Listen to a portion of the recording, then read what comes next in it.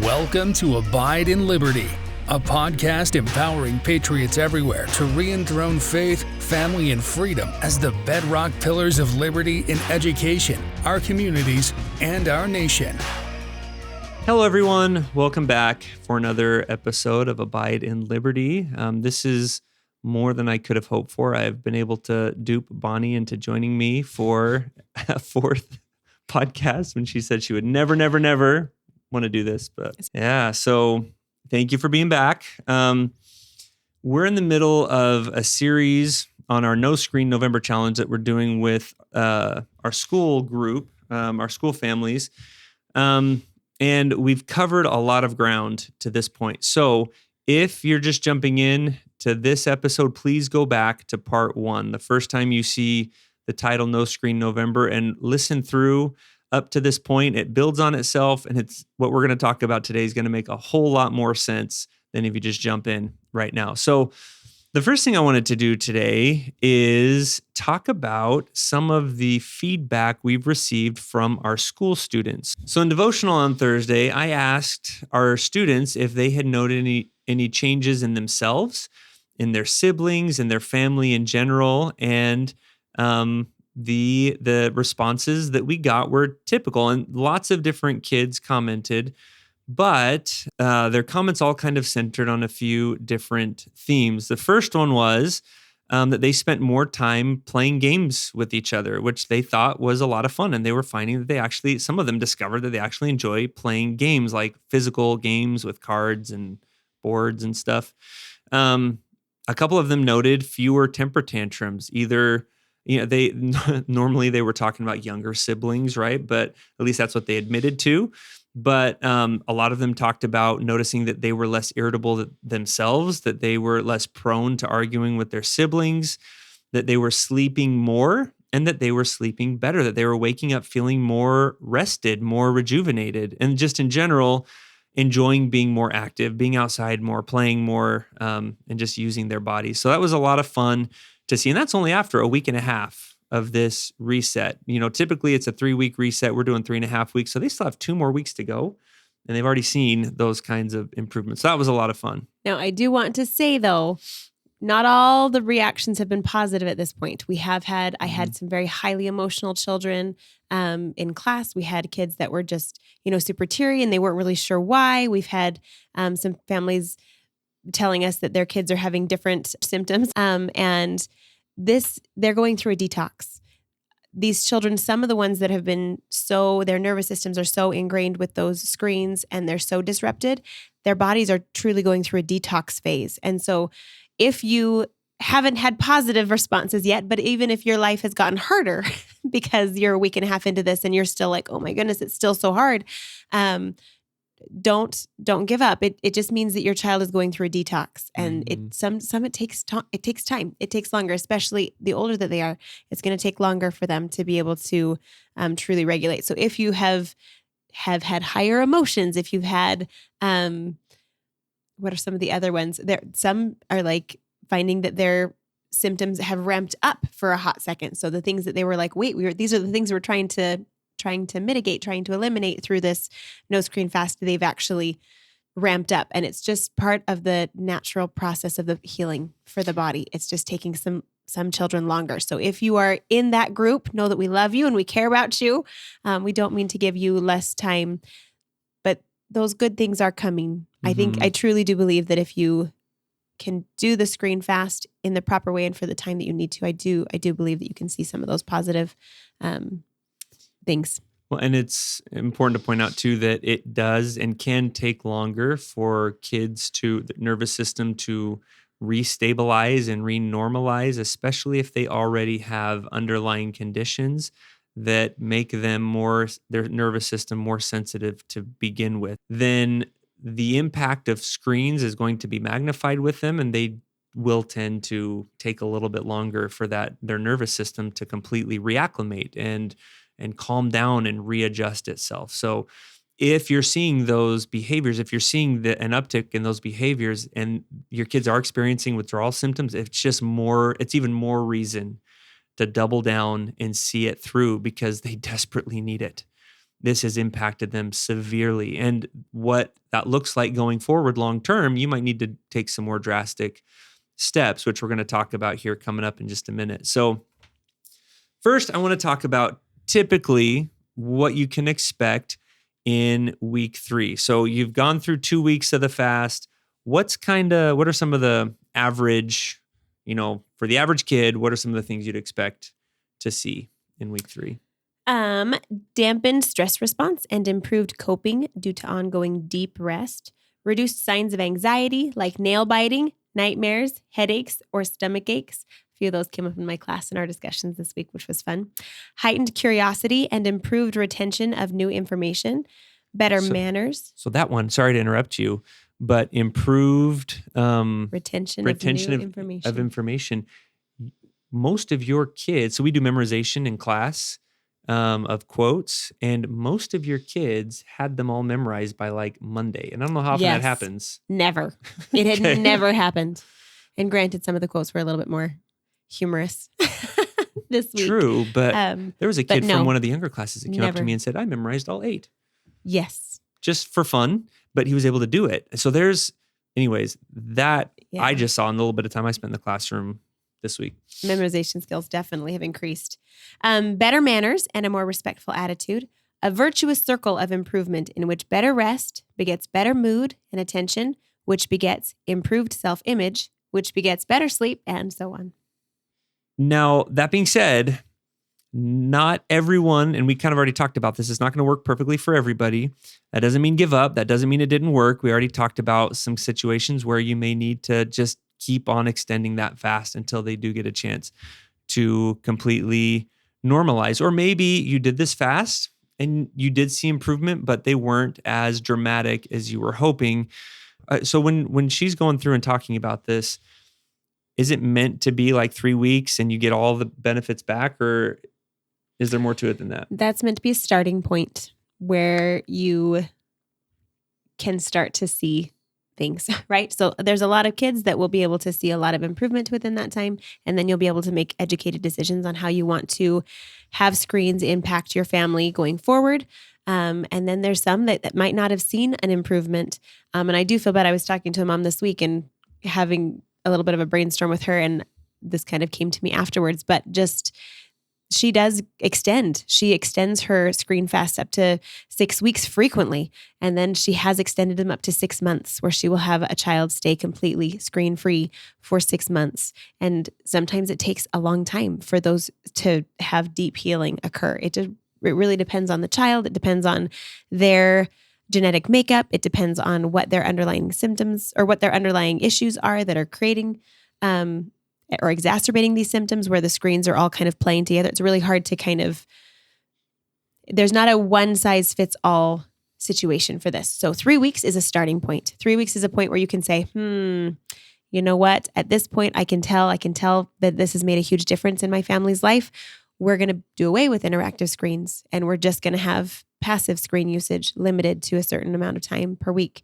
Or you can, maybe we're going to only have 30 minutes, or maybe we're only going to do interactive screens, but they're not going to be any handheld devices anymore. We'll do just video games on the TV. Like there's lots of different ways, but you have to decide what's best for your family. And you're going to do that based on the symptoms that you see in your children as you start to either reintroduce, or if you extend that fast, you can continue on with your journal and track and see if the extension of time, try 6 weeks first, see if 6 weeks is enough. See if 6 weeks gives you some symptom relief. And then if not, you can kind of troubleshoot from there and see what you want to do. But remember, the biggest impact on that screens have on children is the way it affects the brain, and particularly pulling blood away from the frontal lobe. And that part of the brain is developing from the time they're babies until they're 26 years old.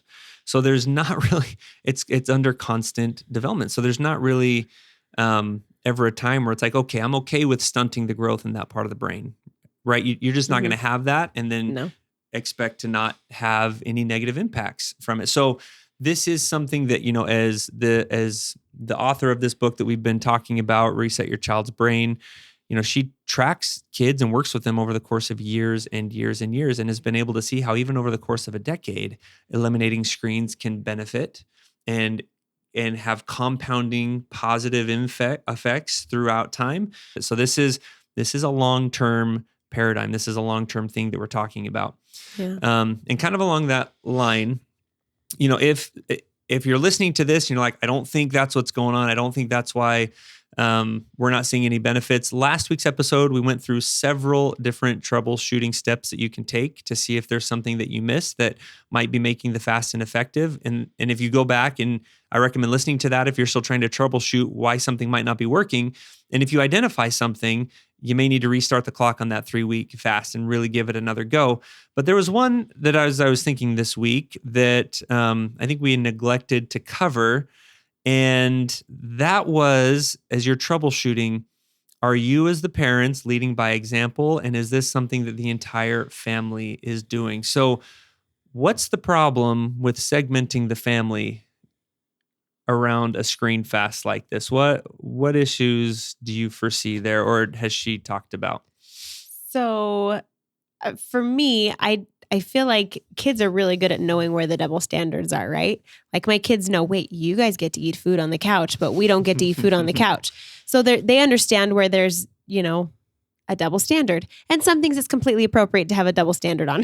Let's be frank. Like there are things that are appropriate, but when you're asking them to make a big sacrifice like a screen, like going on a screen fast, when you're not in it with them, they don't feel supported. They don't feel like you are really truly invested in this. You want it for them, but you're not willing to do the hard work yourself. So you're asking them to do something that you're not willing to do yourself. And anytime you are in that zone, I think you're in a dangerous spot.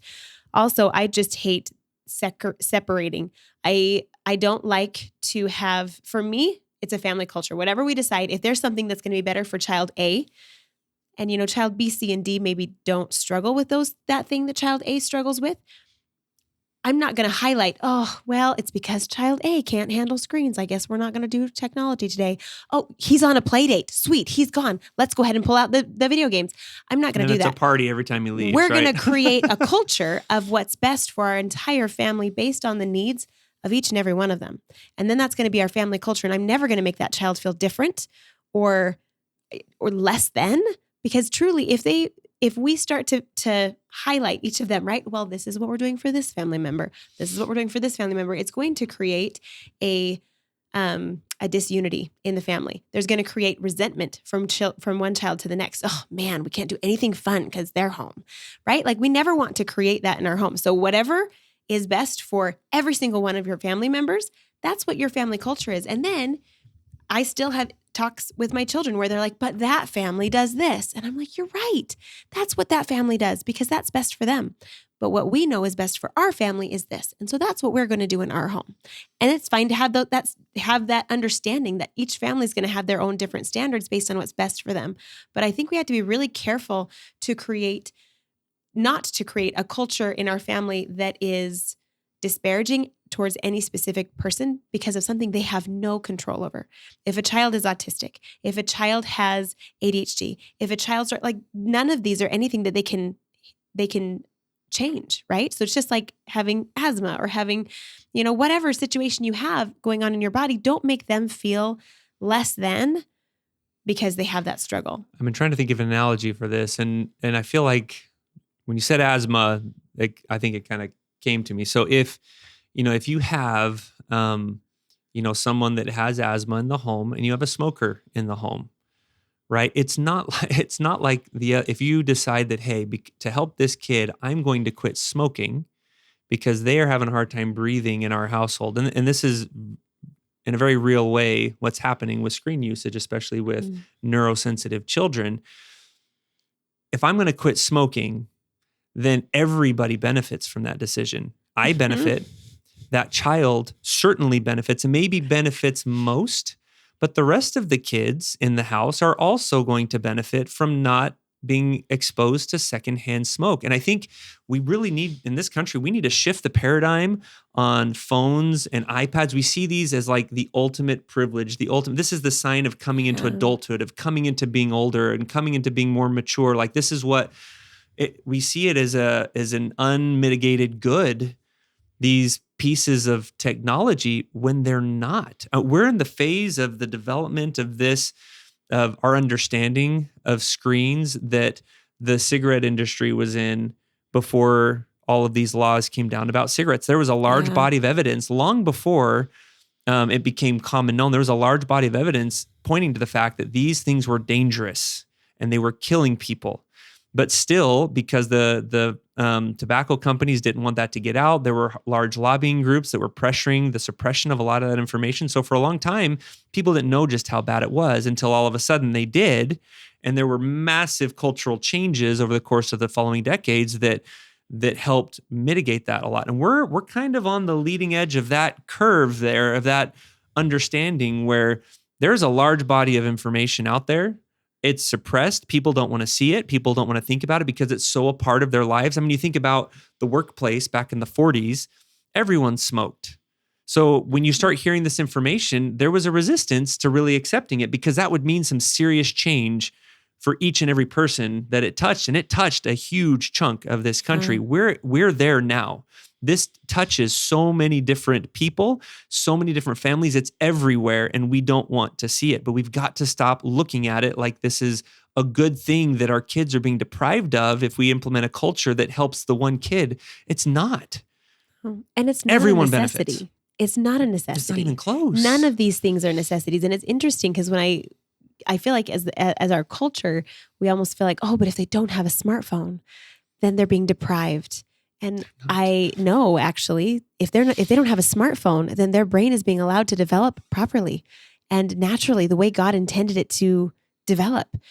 So yes, definitely shift that thinking. You're going to do the best thing for everybody, and it's going to be awesome. It's going to be great. But don't make any person feel guilty for being the person that needs it the most. That just doesn't make any sense. As a parent, you don't want any child to feel that way. You want them to know, you want all your children to know that you love them enough to make the hard calls and to make the hard decisions and to follow those same things yourselves, which is very difficult in a world. I had to chuckle. I was kind of thinking, I was talking with my students and I was like, I got my first cell phone at 19. It was a flip phone and it had texting capabilities, but it was like when, the ABC was on one and whatever. QWERTY keyboard. There we go. It was a QWERTY keyboard. It took forever. And I did not spend a ton of time on it because it was just a phone. Well, technology has changed. And now our phones are a never-ending time waste. It's a never-ending time suck. You could never run out of things to do on your phone. You will never do that. When I got my first phone, I ran out of things to do because it was only a very limited amount of things. Now our phones are never ending. It is never ending, the stuff that we could do on our phones. That is a scary thing. You'll never be done working on your phone. You'll never be done doing whatever on your phone. So you got to be really careful to lead the way for your whole family and to set that expectation, to set that family culture that human beings, your family members, are more important than those screens. Mm-hmm.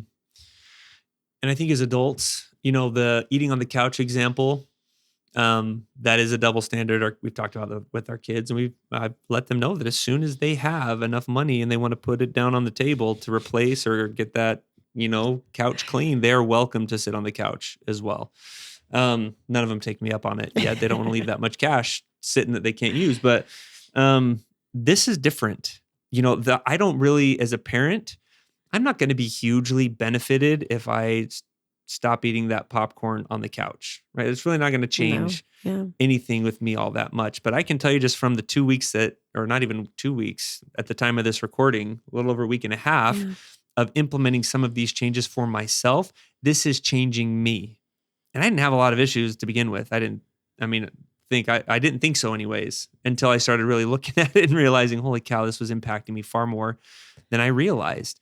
I don't have any underlying diagnoses or anything like that would say that, hey, I'm a prime candidate for being majorly benefited from this, but I am. And I know that every single parent out there can. And I love what the author of this book talks about when she says that it is impossible to manage our kids' screen time when our own screen time is out of control, because our frontal lobes, our ability to pay attention, to focus, to be aware is limited by these screens. So all of the negative things that come to our kids come to us too. Whether we want to see it or not, it's there. And our family will be blessed by us taking the lead in this and not just saying, oh, this is just like eating on the couch. It's not.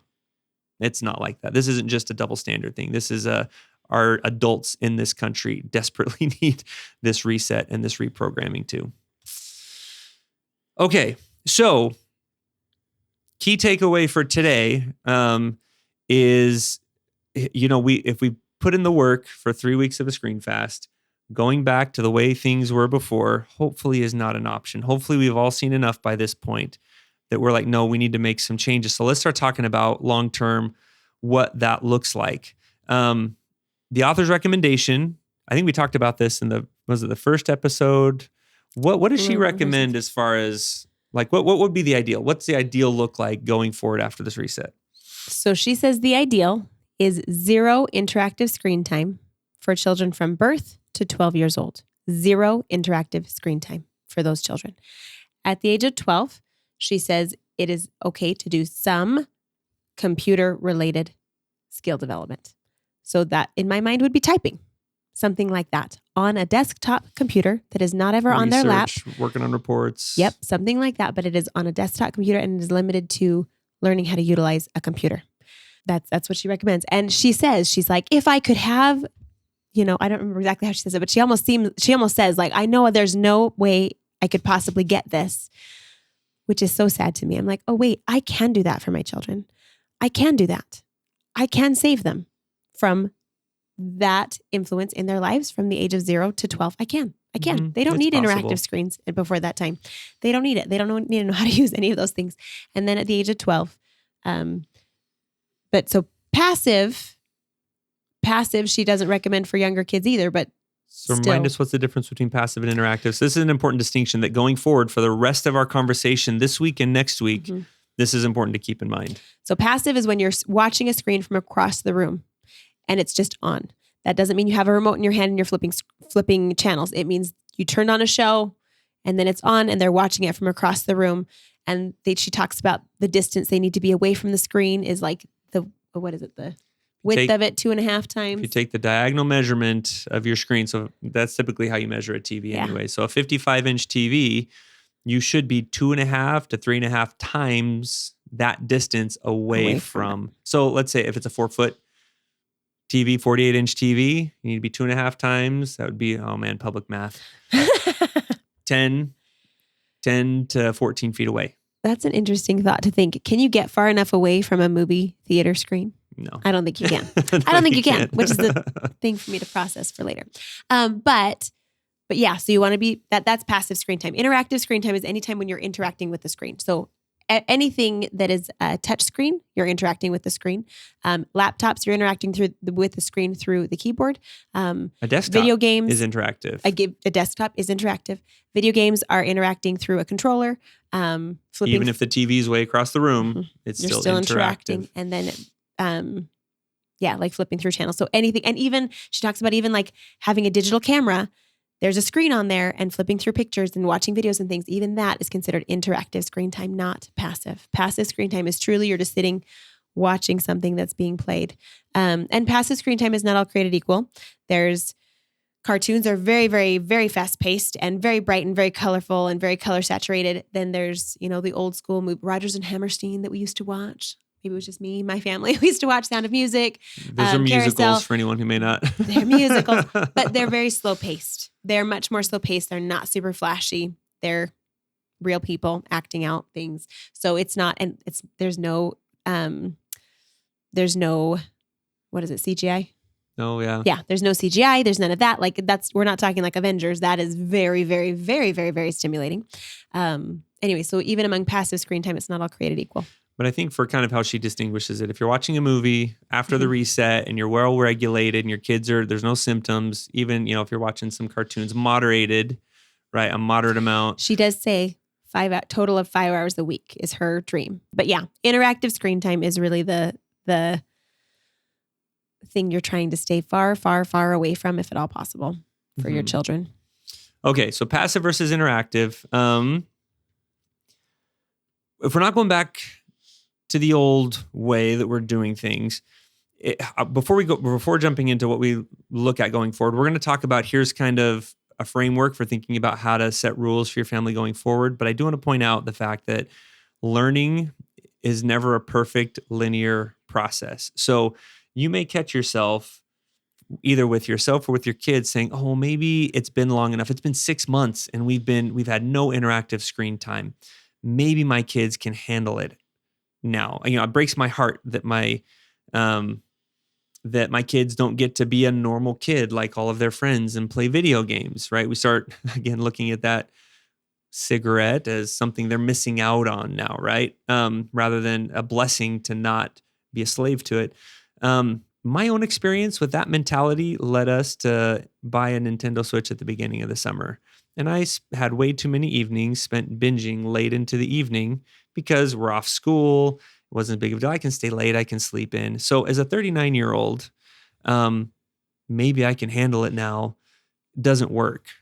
And so for our kids, it's even harder. So it's hard.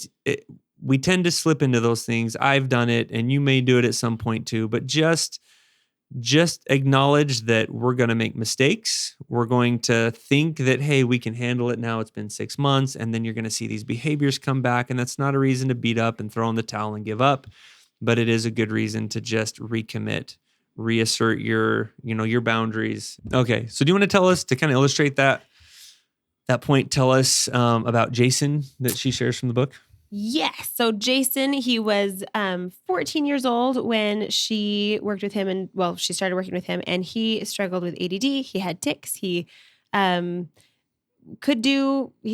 getting B's and C's. He wasn't doing terribly in school, but he wasn't doing fabulously. They were able to do the reset. He was able to give up all of his video games, and he was able to improve a lot. His tics went away. His symptoms went away. He was doing really well. And then throughout adolescence, video games would sneak back in, and they'd have to reset again, and they'd sneak back in, and he'd have to reset him again. And even he started going to college, and his aunt gave him an iPad, and they felt like, oh, it's his aunt. We can't say no because, that's rude. We have to be nice. And he went from doing really well in college to getting, D's and F's? Yep, he had 2 D's and an F. And then his mom recommended taking it away, and he was like, no, I've got this. And then a month later, he was like, nope, I don't got this. Please take this iPad. I need to not have it. And he was able to self-regulate at that point and be able to recognize it for what it was. So just the fact that they took the time, and they were trying throughout this whole time, and they did have some slip-ups, but they fixed it. They did more fasts and reset. And so I guess the point of that story that I took from it was, if you're not perfect in managing this with your kids, it's not a lost cause. They're not going to be like forever slaves to it. They're still going to get a lot of benefit. He still had months and even years in there where he was well regulated, and he could see when he did slip what the impact was. And I think that's the most important thing. I think when we can recognize the difference in ourselves, we're going to be able to eventually get to the point of being able to self-regulate. I think it's when we don't ever believe that there's a problem, right? We don't believe that there's a problem. It's like with my eating. I'm supposed to be gluten-free. When I am gluten-free, my body feels amazing. But right now I'm in the middle of a full-on, I'm eating all the gluten thing. And I'm like, is my body really that bad? Because I don't remember freshly how good it felt to be gluten-free. I don't remember that right now. I don't. And so I'm eating all the gluten. So it's just an interesting thing. If you can get them to the point where they're like, oh no, I do remember that. Oh, I do remember that. Then eventually maybe my future will be good with gluten as well. But eventually they'll be able to have a better chance at that self-regulation. And quick note, she does mention that only about 25% of kids by the end of the fast can see the changes in themselves, typically. Yes. So if you get to the end and you're seeing changes and your kids don't recognize that, doesn't mean it's not there. That doesn't mean that you're wrong, but that ability to self-reflect like that is a developed skill, and that's a mature skill that requires a lot of frontal lobe development that they may not have yet, or that may have been hindered because of their exposure to screens. Yes, and we have to be parents to our teenagers. Mm-hmm. I was funny. So I think I mentioned in last week's podcast, they were cleaning their rooms, and I brought that up to my 15-year-old son that, hey, you guys made it into the podcast this week. And he's like, really? Why? And so I told him what it was. And his first reaction was, that's not because of No Screen November. I always do that. No, he doesn't. This was a Saturday. This was a day that you would have immediately been as quickly as you could have trying to jump on Watch TV or get your Nintendo Switch time or something. Like, no, I don't think so. But he doesn't see that is a connection. That doesn't mean it's not a connection. That just means that we're all, kids are kids, and even adults, we don't see connections like that sometimes. Sometimes we need someone else to hold that mirror up to us, and we don't want to look at it at first because we don't want like what it might mean for the future. So anyways, if you've had similar experiences, you're not crazy. Trust what you're seeing. And just own that if you have to be that one who makes the best decision for your 16, 17-year-old, you're being a good parent. They're not going to be able to make that best decision for themselves. They just won't, because they are not developmentally at that stage. They are still very, very young in human development. Mm-hmm. Okay, so when we get to the end of the fast, you're either going to look at things and say, we need more time. You may extend the fast. Normally I think she'll extend it up to 6 weeks, but normally by that point, like any benefits you're going to see, even with kids that have underlying issues, most of the time by that point, they've seen the benefits that they're going to see from a screen fast. Sometimes that doesn't mean all the she time. still extends to 3 or 6 months. Mm-hmm. But that's pretty rare. The other decisions that you have to make are then, what are you going to do with that interactive screen time? Well, I guess first you have to decide what are you doing with passive screen time, but it still should be limited, right? Spending 10 hours in front of a TV watching a TV show all weekend and in the evenings after school is not good. Something we've talked about is, we've had a tradition for a long time of doing a family movie night on Friday evenings. I think we'd want to continue that. And then maybe another family movie, a musical on Sunday. We're even, considering though, just making that a screen-free day completely. So 1 movie a week, passive screen time, is not going to waste a lot of time. It can still be a bonding experience. So you got to decide what you're doing passive, because you can't just like let that go completely, right? Say, all right, we're not going to worry about that at all. We're going to fill every minute that we had on interactive screen time before with passive screen time. That's not healthy. I think she recommended like no more than 4 or 5 hours a week and never on school days. Never on school days. So as kind of a rule of thumb, that may be something to consider. But then elimination, if you're taking an elimination route, that means no interactive screen time whatsoever. So that would be following her recommendation of no interactive screen time up until the age of 12. And then after that, only for developing computer skills. I think that's kind of, that would be the ideal. And there really are no downsides to that. If your kids have less time wasted on video games or social media or group texting, they're just going to be better for it. That's all. So there really, really no downsides, only in the comparison with their friends. Might there be a perceived downside, but it's not a real downside, if that makes sense. What does moderation look like? So that's the other option. So you can just eliminate interactive screen time altogether, or you can moderate. How does she recommend? And so this is kind of, Bonnie was mentioning before, if she had her way and she can convince everyone this is what it would look like. Well, for that losing battle, for, if we want to, quite frankly, it's see how close to the edge we can get our kids without them reaching the tipping point and falling over. How do we get as close to that edge as possible? And I'm not saying that to try and sound like a jerk, but that's what this whole process that Bonnie's going to describe here is helping us do, is maximize this kind of a drug, the way it responds to our exposure. Maximize the exposure to this harmful thing without it causing too many symptoms to be uncomfortable for us. Right. So that's kind of where we're at. How does she recommend doing that? So when it comes to interactive, she says try 15 minutes once a week and see how that goes. Only on the weekends and just once a week and see. For how long? Give that 3 months. 3 months. I know that's a long time. It's a long time to say 15 minutes, especially if your kid is like. What's the importance of waiting that long? So screen effects they build up in your system, just like allergy medication builds up in your system. So do screen effects. So if you give that 3 months, then you've pretty much built up to whatever level it is going to build up in their bodies. And they're going to understand like, this is truly the effects that I have. So if you were to do it faster, if you were to say, okay, we're going to do 15 minutes for a month, and then we're going to do 30 minutes for a month, and we're going to do 45 minutes a month, right about that time you're hitting 45, you're finally seeing all of the effects of the 15 minutes, but now you've ramped it up 2 more steps. And so now you're not really sure exactly where the safe is. It 45 minutes, or could it still have been the 15 minutes was too much? It could still be that 15 minutes was too much. So going slow is not going to hurt anybody. It will help, but you'll be able to truly see this is the buildup, this is the level, then they're okay with this level. And then we can see if we're ready to try that next level. She does, as you're increasing, she really likes that 15-minute mark. So she's like, then you can try 30 minutes on 2 different days in 2 15-minute segments, which is interesting to think about too, because a lot of the video games are stories, right? Where they want to follow the story and they get involved in the story and they want to be in the story for hours. And if you do 15 minutes, that's not very long. You can't really get very far in that video game. You can't really can you do a level? I don't know. So I got sucked into Breath of the Wild, the Zelda game on the Switch. 15 minutes would be miserable, right? That'd be so frustrating. Like you can't get anything done. Can't get anything done in 15 minutes. So yeah. But that's then what again, she recommends. those are the games that tend to be most addicting anyway. So if that rules some of those out, again, no downsides.